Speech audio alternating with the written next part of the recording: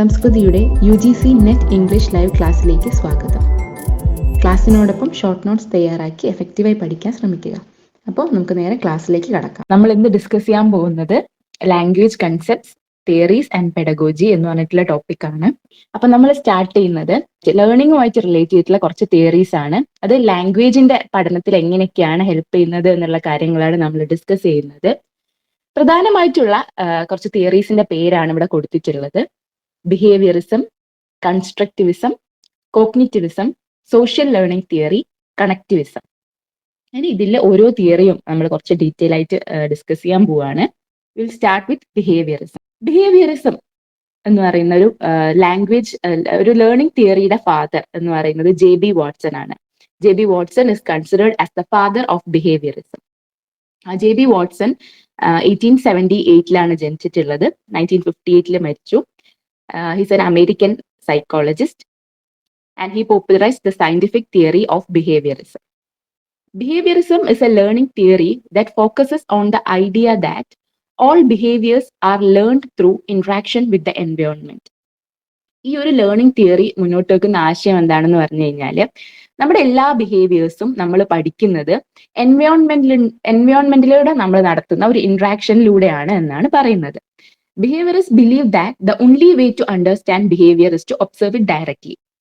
Behaviour മനസ്സിലാക്കാനുള്ള ഒരു എളുപ്പ വഴി എന്ന് പറയുന്നത് അത് ഡയറക്റ്റ് ആയിട്ട് ഒബ്സർവ് ചെയ്യുക എന്നുള്ളതാണ്. മാത്രമല്ല മെന്റൽ സ്റ്റേറ്റ്സ്, തോട്ട്, ഫീലിംഗ് ഇത്തരത്തിലുള്ള കാര്യങ്ങളൊന്നും സയന്റിഫിക്കലി ഒരു പഠനത്തിന് വിധേയമാക്കാൻ പറ്റില്ല എന്നും കൂടെ എന്ത് ചെയ്യുന്നുണ്ട്, ബിഹേവിയറിസ്റ്റ് വിശ്വസിക്കുന്നുണ്ട്. ഇത് ഒന്ന് ഷോർട്ടാക്കി പറഞ്ഞു കഴിഞ്ഞാൽ, behaviourist believe that they consider learning as a change in behaviour. ബിഹേവിയറിസ്റ്റിൽ പ്രധാനമായിട്ടും രണ്ട് തരത്തിലുള്ള കണ്ടീഷനിങ് ആണ് വരുന്നത്. ക്ലാസിക്കൽ കണ്ടീഷനിങ്ങും ഒപ്പറന്റ് കണ്ടീഷനിങ്ങും. ഇതിൽ കുറച്ച് എക്സ്പെരിമെന്റ്സും ഇത് ആരാണ് ഈ എക്സ്പെരിമെന്റിന്റെ പ്രൊപ്പണൻസ് എന്നും ഒക്കെയാണ് നമ്മൾ ഇതിൽ ഡിസ്കസ് ചെയ്യാൻ പോകുന്നത്. ക്ലാസിക്കൽ കണ്ടീഷനിങ്ങിന്റെ പ്രൊപ്പണന്റ് എന്ന് പറയുന്നത് ഇവാൻ പാവ്ലോവ് ആണ്. പാവ്ലോവ് ഒരു റഷ്യൻ ബിഹേവിയറിസ്റ്റ് ആണ്. പിന്നീട് വരുന്നത് ഒപ്പറന്റ് കണ്ടീഷനിങ്ങിൽ BF സ്കിന്നർ ആണ്. അമേരിക്കൻ ബിഹേവിയറിസ്റ്റിലെ BF സ്കിന്നർ ആണ് ഒപ്പറന്റ് കണ്ടീഷനിന്റെ പ്രൊപ്പണന്റ് ആയിട്ട് കൺസിഡർ ചെയ്യുന്നത്. നമുക്കാദ്യം എന്താണ് ക്ലാസിക്കൽ കണ്ടീഷനിങ് എന്നുള്ളത് ഡിസ്കസ്. ക്ലാസിക്കൽ കണ്ടീഷനിങ്ങിന്റെ നേരത്തെ പറഞ്ഞതുപോലെ തന്നെ പ്രൊപ്പോണന്റ് ഇവാൻ പാവ്ലോവ് ആണ്. അദ്ദേഹം ഒരു റഷ്യൻ ബിഹേവിയറിസ്റ്റ് ആണ്. He discovered classical conditioning in the 1890s and published his results in 1897. Classical conditioning is a learning theory that involves associating a neutral stimulus with a stimulus that naturally produces a behavior. ഇത്തരത്തിലുള്ള experiment 1890s നടത്തുകയും പിന്നീട് ഇതിന്റെ result publish ചെയ്യുന്നത് 1897 ഈ ഒരു കാലത്തിലാണ് ഇതിന്റെ ഒരു result publish ചെയ്യുന്നത്. ഏകദേശം 30 വർഷത്തോളം ഇവാൻ പാവ്ലോവ് ക്ലാസിക്കൽ കണ്ടീഷനിങ് ബിഹേവിയറിസത്തെ കുറിച്ച് പഠിക്കുകയും ഒക്കെ ചെയ്യുന്നുണ്ട്. ഇതൊരു തരത്തിൽ ക്ലാസിക്കൽ കണ്ടീഷനിങ് എന്ന് പറയുന്നത് ഒരു തരത്തിലെ റിലാക്സ്ഡ് ലേണിംഗ് മെത്തേഡാണ്. ക്ലാസിക്കൽ കണ്ടീഷനിങ്ങിന്റെ എക്സ്പെരിമെന്റ് ഇവാൻ പാവ്ലോവ് നടത്തുന്നത് ഒരു ഡോഗിലാണ് ഈ ഒരു എക്സ്പെരിമെന്റ് ക്യാരി ചെയ്യുന്നത്. ഈ ഒരു എക്സ്പെരിമെന്റിന്റെ ഒരു സ്റ്റാർട്ടിങ്ങിൽ എന്താ ചെയ്യുന്നതെന്ന് വെച്ച് കഴിഞ്ഞാൽ, ഒരു ഡോഗിന് ഫുഡ് പ്രൊവൈഡ് ചെയ്യും. ഫുഡ് പ്രൊവൈഡ് ചെയ്യുന്ന സമയത്ത്, ഫുഡ് കാണിക്കുന്ന സമയത്ത് സാലിവറി ഫ്ലോ നല്ല രീതിയിൽ ഉണ്ടാവുന്നുണ്ട്.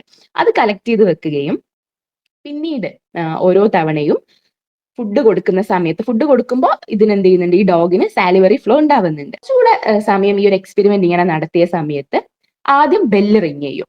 ബെല്ല് റിങ് ചെയ്തതിന് ശേഷം മാത്രം എന്ത് ചെയ്യും, ഫുഡ് കൊടുക്കും. അപ്പൊ എന്ത് ചെയ്യും, സാലിവറി ഫ്ലോ ഉണ്ടാവാൻ തുടങ്ങി. പിന്നീട് അങ്ങോട്ടേക്ക് ജസ്റ്റ് ബെല്ല് റിങ് ചെയ്യുമ്പോൾ തന്നെ എന്ത് ചെയ്യുന്നുണ്ട്, ഈ ഒരു ഡോഗിൽ ഈ ഒരു സാലിവറി ഫ്ലോ ഉണ്ടാവാൻ തുടങ്ങുന്നുണ്ട്. അത്തരത്തിൽ പിന്നീട് ഈ ഡോഗിന് ഫുഡ് കാണുമ്പോഴല്ല, ബെല്ല് റിങ് ചെയ്യുമ്പോൾ തന്നെ എന്ത് ചെയ്യുന്നുണ്ട്, ഈ ഒരു സാലിവറി ഫ്ലോ ഉണ്ടാവും. ഇവിടെ അൺകണ്ടീഷൻഡ് ആയിട്ടുള്ള ഒരു സ്റ്റിമുലസ് ആണ് ഫുഡ് എന്ന് പറയുന്നത്. പിന്നീടാണ് എന്ത് ചെയ്യുന്നത്, ബെല്ല് റിങ് ചെയ്യുന്നത്. പിന്നീട് ബെല്ലും ഫുഡും കൊടുത്ത സമയത്താണ് എന്ത് ചെയ്യുന്നത്, ഒരു തരത്തിലുള്ള ഒരു കണ്ടീഷൻ റെസ്പോൺസ് എന്ത് ചെയ്യാണ്, ബെല്ല് മാത്രം കൊടുക്കുന്ന സമയത്ത് ആ ഒരു തരത്തിലുള്ള കണ്ടീഷൻ റെസ്പോൺസ്, ആ ഒരു സാലിവറി ഫ്ലോ ഉണ്ടാവുകയാണ് ചെയ്യുന്നത്. അത്തരത്തിൽ ബെല്ല് റിങ് ചെയ്യുമ്പോൾ തന്നെ എന്ത് ചെയ്യാണ്, ഈ ഡോഗിൽ ഒരു സാലിവറി ഫ്ലോ ഉണ്ടാവുന്ന രീതിയിലേക്ക് ഈ ഡോഗിനെ കണ്ടീഷൻ ചെയ്തെടുക്കുകയാണ് ചെയ്യുന്നത്. ഈ ഒരു തിയറി, ക്ലാസിക്കൽ കണ്ടീഷനിങ് എന്ന് പറഞ്ഞ തിയറി ഡിക്ലെയർ ചെയ്യുന്ന ഇത്രയേ ഉള്ളൂ. ആനിമൽസിനെ ഇത്തരത്തിൽ കണ്ടീഷൻ ചെയ്തെടുക്കാൻ പറ്റുന്നുണ്ടെങ്കിൽ എന്ത് ചെയ്യാൻ പറ്റും, ലേണിംഗിലെ കുട്ടികളെയും നമുക്ക് എന്ത് ചെയ്യാൻ പറ്റും, ഈ രീതിയിൽ കണ്ടീഷൻ ചെയ്തെടുക്കാൻ പറ്റും എന്നാണ് പറയുന്നത്. ഈ ഒരു കാര്യം നമുക്ക് ലാംഗ്വേജ് ടീച്ചിങ്ങിൽ ക്ലാസിക്കൽ കണ്ടീഷനിങ് അപ്ലൈ ചെയ്യാൻ പറ്റും. അതായത് ഓരോ ടീച്ചറും വിശ്വസിക്കേണ്ട ഒരു കാര്യം എന്താണ് എന്ന് പറഞ്ഞു കഴിഞ്ഞാൽ, കുട്ടികളെ ഇത്തരത്തിൽ കണ്ടീഷൻ ചെയ്തെടുക്കാൻ പറ്റും. കുറച്ച് സമയം എടുത്തു കഴിഞ്ഞു കഴിഞ്ഞാലും അപ്രോപ്രിയേറ്റ് ആയിട്ടുള്ള ഒരു റെസ്പോൺസ് കുട്ടികളിൽ നിന്നും ഉണ്ടാക്കിയെടുക്കാൻ പറ്റുമെന്നാണ് ക്ലാസിക്കൽ കണ്ടീഷനിങ്ങിലൂടെ പറയാൻ ഉദ്ദേശിക്കുന്നത്. ഇത് ലാംഗ്വേജ് ടീച്ചിങ്ങിൽ നമുക്ക് ഇംപ്ലൈ ചെയ്യാൻ പറ്റിയ കാര്യമാണ്. ക്ലാസിക്കൽ കണ്ടീഷനിങ്ങിൽ നമ്മൾ അട്രാക്റ്റീവ് ആയിട്ടുള്ള ലേണിംഗ് എയ്ഡ് യൂസ് ചെയ്യാം. അതായത് ഇപ്പം ചെറിയ പ്രായത്തിൽ ഒരു കുട്ടിക്ക് ഡോഗിനെ പറ്റിയോ അല്ലെങ്കിൽ ഫ്ലവേഴ്സിനെ പറ്റിയൊക്കെ പറയുമ്പോൾ അട്രാക്റ്റീവ് ആയിട്ടുള്ള ലേണിംഗ് എയ്ഡ് ഒന്നില്ലെങ്കിൽ പിക്ചറോ അല്ലെങ്കിൽ ഒരു സ്റ്റിൽ മോഡലോ യൂസ് ചെയ്യാം, ക്ലാസ് റൂം ഒക്കെ ഡെക്കറേറ്റ് ചെയ്യാം. ഇത്തരത്തിൽ ഈ ഒരു തിയറി അപ്ലൈ ചെയ്യുന്നതിലൂടെ കുട്ടികളിൽ ഒരു തരത്തിലുള്ള ഫിയറും ആങ്സൈറ്റിയും ഒക്കെ ഒഴിവാക്കുകയും ലാംഗ്വേജ് ലേണിംഗിന് സ്യൂട്ടബിൾ ആയിട്ടുള്ള ഒരു എൻവയോൺമെന്റ് ക്രിയേറ്റ് ചെയ്യാൻ പറ്റും എന്നാണ് ക്ലാസിക്കൽ കണ്ടീഷനിങ്ങിലൂടെ ഇവാൻ പാവ്ലോവ് പറയുന്നത്. ഇതൊരു തരത്തിലുള്ള ഒരു റിലാക്സ്ഡ് ലേണിംഗ് മെത്തേഡാണ്. ഇത് മനസ്സിലായിട്ടുണ്ടോ ക്ലാസിക്കൽ കണ്ടീഷനിങ് എന്താണെന്ന്? അടുത്താണ് ഒപ്പറന്റ് കണ്ടീഷനിങ്. ഒപ്പറന്റ് കണ്ടീഷനിങ്ങിന്റെ പ്രൊപ്പണന്റ് ബി.എഫ്. സ്കിന്നർ ആണ്. അദ്ദേഹം ഒരു അമേരിക്കൻ ബിഹേവിയറിസ്റ്റ് ആണ്. And B F. Skinner is regarded as the father of operant conditioning. B F. സ്കിന്നറിന്റെ 1938 പബ്ലിഷ് ചെയ്ത ബുക്കാണ് the behaviour of organisms and experimental analysis. This work initiated his lifelong study of operant conditioning and its application to human and animal behavior. അദ്ദേഹത്തിന്റെ work important ആണ്. The behaviour of organisms and experimental analysis. Operant conditioning അറിയപ്പെടുന്ന മറ്റൊരു പേര് ഇതൊക്കെയാണ്. Instrumental conditioning or Skinnerian conditioning എന്നറിയപ്പെടുന്നുണ്ട്. Skinnerian conditioning എന്നറിയപ്പെടാനുള്ള കാരണം ഇതിന്റെ പ്രൊപ്പണന്റ് ബി.എഫ്. സ്കിന്നർ ആയതുകൊണ്ടാണ്. Operant conditioning is a learning process that involves modifying voluntary behaviors through rewards, aversive stimuli. Operant conditioning is all about the idea that we behave in a certain way because of the consequences in the past. നമ്മൾ ഒരു പ്രത്യേക തരത്തിൽ behave ചെയ്യാനുള്ള ഒരു കാരണം എന്ന് പറയുന്നത് നമുക്ക് ഇത്തരത്തിലുള്ള ഒരു ബിഹേവിയർ കാരണം അതിന്റെ ഒരു കോൺസിക്വൻസസ് നമുക്ക് പണ്ട് പാസ്റ്റിൽ ഉള്ളതുകൊണ്ടാണ് നമ്മൾ ഒരു സർട്ടൻ രീതിയിൽ ബിഹേവ് ചെയ്യുന്നത് എന്നാണ് ഒപ്പറന്റ് കണ്ടീഷനിങ്ങിലൂടെ പറയുന്നത്. ഒപ്പറന്റ് കണ്ടീഷനിങ്ങിലൂടെയാണ് എന്ത് ചെയ്യുക, കുട്ടിക്ക് ഒരു ബിഹേവിയർ ഇൻക്രീസ് ചെയ്യാൻ വേണ്ടിയിട്ട് കുട്ടിക്ക് റീഇൻഫോഴ്സ്മെന്റോ അല്ലെങ്കിൽ റിവാർഡ്സോ കൊടുക്കുക, അത്തരത്തിലുള്ള കാര്യങ്ങളാണ് ഒപ്പറന്റ് കണ്ടീഷനിങ്ങിലൂടെ പറയുന്നത്. അതായത് ഒരു കുട്ടി ഒരു നല്ല കാര്യം ചെയ്യും, ആ ഒരു റെസ്പോൺസ് നമുക്ക് എന്ത് ചെയ്യാൻ വേണ്ടത്, ഇൻക്രീസ് ചെയ്യാണ് വേണ്ടത്. അതിനു വേണ്ടിയിട്ട് നമ്മൾ എന്ത് ചെയ്യാണ്, പോസിറ്റീവ് ആയിട്ടുള്ള റിവാർഡ്സ്, പോസിറ്റീവ് ആയിട്ടുള്ള റീഇൻഫോഴ്സ്മെന്റ് കൊടുക്കുകയാണ്.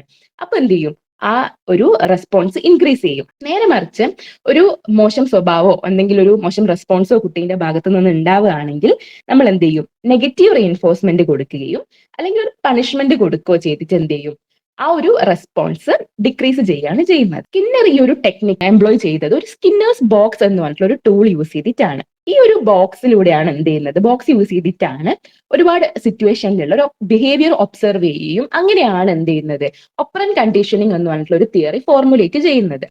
Skinner used a hungry rat in a Skinner box to show how positive reinforcement work. ഒരു ഹംഗ്രി ആയിട്ടുള്ള റാറ്റിന് നമ്മൾ നേരത്തെ പറഞ്ഞ എക്സ്പെരിമെന്റിൽ ഇവാൻ പാവ്ലോവ് ക്ലാസിക്കൽ കണ്ടീഷനിങ്ങിൽ എക്സ്പെരിമെന്റ് നടത്തിയത് ഡോഗിനെ വെച്ചിട്ടാണ്. പക്ഷെ ഇവിടെ ഒപ്പറന്റ് കണ്ടീഷനിങ്ങിൽ ബി.എഫ്. സ്കിന്നർ എക്സ്പെരിമെന്റ് നടത്തുന്നത് ഒരു റാറ്റിനെ യൂസ് ചെയ്തിട്ടാണ്. സ്കിന്നർ ഒരു റാറ്റിനെ ഒരു ബോക്സിൽ വെക്കുകയും എങ്ങനെയൊക്കെയാണ് പോസിറ്റീവ് റീഇൻഫോഴ്സ്മെന്റ് വർക്ക് ചെയ്യുന്നത് എന്നാണ് കൺസിഡർ ചെയ്യുന്നത്. The box contained a lever on the side and as the rat moved about the box it would accidentally knock the lever. Immediately after it did so a food pellet would drop in to a container next to the lever. ഈ ഒരു എക്സ്പെരിമെന്റില് ഒരു hungry റാറ്റിനെയാണ് എന്ത് ചെയ്യുന്നത്, ഇതിന്റെ ഉള്ളിൽ വെക്കുന്നത്. ബോക്സിന്റെ ഉള്ളിൽ വെച്ചപ്പോൾ റാറ്റ് വളരെ റെസ്റ്റ്ലെസ് ആയിട്ട് ബിഹേവ് ചെയ്യാണ് ചെയ്തത്.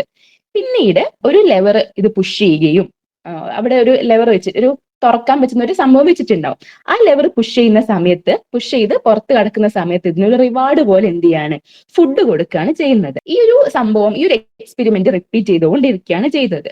ആദ്യത്തെ തവണയൊക്കെ ഈ റാറ്റ് പുറത്തു വരാനും ഒക്കെ എന്ത് ചെയ്യുന്നുണ്ട്, ഒരുപാട് ടൈം എടുക്കുന്നുണ്ട്. പക്ഷെ പിന്നീട് അങ്ങോട്ടേക്ക് ഈ എക്സ്പെരിമെന്റ് റിപ്പീറ്റ് ചെയ്യുമ്പോൾ നമ്മൾ ഇവിടെ റിവാർഡ് കൊടുത്തുകൊണ്ടിരിക്കുന്നുണ്ട് അല്ലെ, ഫുഡാണ് ഇവിടെ റാറ്റിനുള്ള റിവാർഡ് എന്ന് പറയുന്നത്. അപ്പൊ റിവാർഡ് ഇങ്ങനെ കൊടുത്തുകൊണ്ടിരിക്കുന്ന സമയത്ത് ഈ എക്സ്പെരിമെന്റ് പിന്നെയും റിപ്പീറ്റ് ചെയ്യുമ്പോൾ എന്ത് ചെയ്തു, ഈ റാറ്റ് പുറത്തേക്ക് വരാൻ എടുക്കുന്ന ഈ ഒരു സമയം എന്ത് ചെയ്യാണ്, വളരെ കുറയാണ് ചെയ്യുന്നത്. ഇതിലൂടെ സ്കിന്നർ കൺക്ലൂഡ് ചെയ്യുന്നത് ഒരു ബിഹേവിയർ മാറ്റാൻ വേണ്ടിയിട്ട് നമുക്ക് എന്ത് ചെയ്യാൻ പറ്റും, ഒരു റീഇൻഫോഴ്സ്മെന്റ്, പോസിറ്റീവോ നെഗറ്റീവോ ആവാം, അത്തരത്തിലുള്ള റീഇൻഫോഴ്സ്മെന്റ് കൊടുത്തുകൊണ്ട് നമുക്ക് അവരുടെ ബിഹേവിയറിൽ ഒരു ചേഞ്ച് കൊണ്ടുവരാൻ പറ്റും എന്നാണ് ഇതിലൂടെ കൺക്ലൂഡ് ചെയ്യുന്നത്. ഈ ഒരു മെത്തേഡ് ലാംഗ്വേജ് ലേണിംഗിൽ എങ്ങനെയാ പറ്റുക നോക്കാം. ലാംഗ്വേജ് ലേണിംഗിലും ഇതേപോലെ തന്നെ നമ്മൾ ലാംഗ്വേജ് ടീച്ചേഴ്സ് ലാംഗ്വേജ് പഠിപ്പിക്കുമ്പോൾ നമുക്ക് എന്ത് ചെയ്യാം, ഇത്തരത്തിലുള്ള റിവാർഡോ റീഇൻഫോഴ്സ്മെന്റോ കൊടുക്കാം. ഇപ്പം ഒരു റൈറ്റിംഗ് ആക്ടിവിറ്റി നമ്മൾ പ്രൊവൈഡ് ചെയ്യുകയാണെങ്കിൽ ഒരു കറക്റ്റ് സെന്റൻസ് എഴുതുമ്പോൾ നമ്മൾ പേപ്പറിൽ ഗുഡ് എന്ന് എഴുതുക, 2 കറക്റ്റ് ആൻസർ വരുമ്പോൾ വെരി ഗുഡ്, 3 കറക്റ്റ് ആൻസർ ഉണ്ട് എക്സലന്റ്, അതിന് വേണ്ടിയിട്ടുള്ള അങ്ങനെ അത്തരത്തിൽ ഇതൊക്കെ എന്താണ്, ഒരു തരത്തിലുള്ള റീഇൻഫോഴ്സ്മെന്റ് ആണല്ലോ.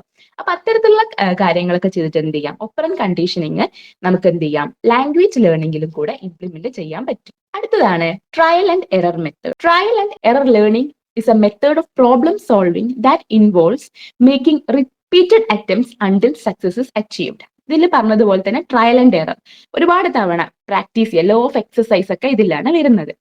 അതായത് ഒരു പ്രോബ്ലം കുട്ടിക്ക് കൊടുക്കുകയും ഇതിനു വേണ്ടിയിട്ട് എന്ത് ചെയ്യുക, റിപ്പീറ്റഡ് ആയിട്ടുള്ള അറ്റംപ്റ്റ് നമ്മൾ നടത്തുന്നുണ്ട്. അണ്ടിൽ സക്സസ് അച്ചീവ്, അതിന്റെ വിജയം കൈവരിക്കുന്നത് വരെ എന്ത് ചെയ്യുന്നുണ്ട്, ഈ ഒരു അറ്റംപ്റ്റ് റിപ്പീറ്റ് ചെയ്തുകൊണ്ടിരിക്കുകയാണ് ചെയ്യുന്നത്. Term comes from Edward L Thorndike's stimulus response theory which explains instrumental or reinforcement learning. Edward L Thorndike ആണ് trial and error method introduce ചെയ്യുന്നത്. ഇത് കണക്ഷനിസം അല്ലെങ്കിൽ SR ബോണ്ട് തിയറി എന്നൊക്കെ കൂടി എന്ത് ചെയ്യുന്നുണ്ട്, ഇത് അറിയപ്പെടുന്നുണ്ട്. ഇത് കണക്ഷനിസം എന്നറിയപ്പെടാനുള്ള കാരണം കൂടി ഇതാണ്.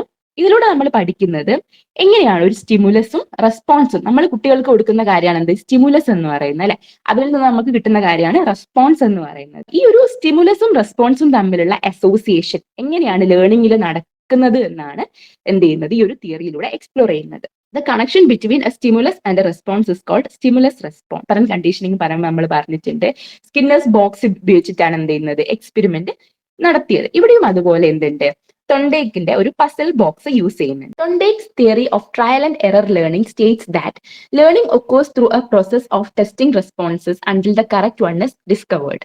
അതായത് ലേണിംഗ് ഒക്കർ ചെയ്യുന്നത് ഒരുപാട് ടെസ്റ്റിംഗ് റെസ്പോൺസ് കൊടുക്കുകയും അവസാനം എന്താണ് കറക്റ്റ് വൺ അച്ചീവ് ചെയ്യുന്നിടത്താണ് എന്ത് ചെയ്യുന്നത്, ആ ഒരു ലേണിംഗ് പ്രോസസ് നടക്കുന്നതെന്നാണ് പറയുന്നത്.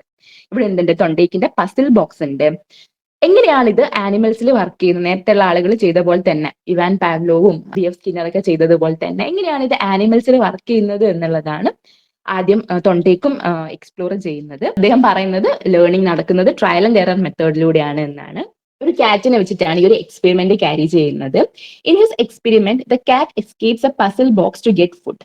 The cat takes less time to come out of the box with each trial, eventually reaching the point where it can escape immediately after being placed in the box by hitting the latch with its paw. നേരത്തെ പറഞ്ഞതുപോലെ തന്നെ ഇത് ഇത്തരം കണ്ടീഷനുമായിട്ട് കുറച്ച് similar ആണ്. ഈ ഒരു കാറ്റ് എത്ര സമയം എടുത്തിട്ടാണ് ഈ ഒരു ലാച്ചിന്റെ ഉള്ളിൽ നിന്ന് പുറത്ത് വരുന്നത് എന്നുള്ള കാര്യമാണ് എന്ത് ചെയ്യുന്നത്, ആ ഫുഡ് കിട്ടാൻ വേണ്ടി എത്ര സമയം എടുത്തിട്ടാണ് ഈ ലാച്ചിന്റെ പുറത്തേക്ക് ബോക്സിന്റെ പുറത്തേക്ക് ഇറങ്ങി വരുന്നത് എന്നുള്ളതൊക്കെയാണ് തൊണ്ടേക്കും ട്രയൽ ആൻഡ് എറർ മെത്തേഡിലൂടെ ഫോർമുലേറ്റ് ചെയ്യാൻ ഉദ്ദേശിച്ചത്. ഈ ഒരു തിയറി 3 ലോസ് പ്രധാനമായിട്ടും തൊണ്ടേക്ക് ഫോർമുലേറ്റ് ചെയ്തിട്ടുണ്ട്.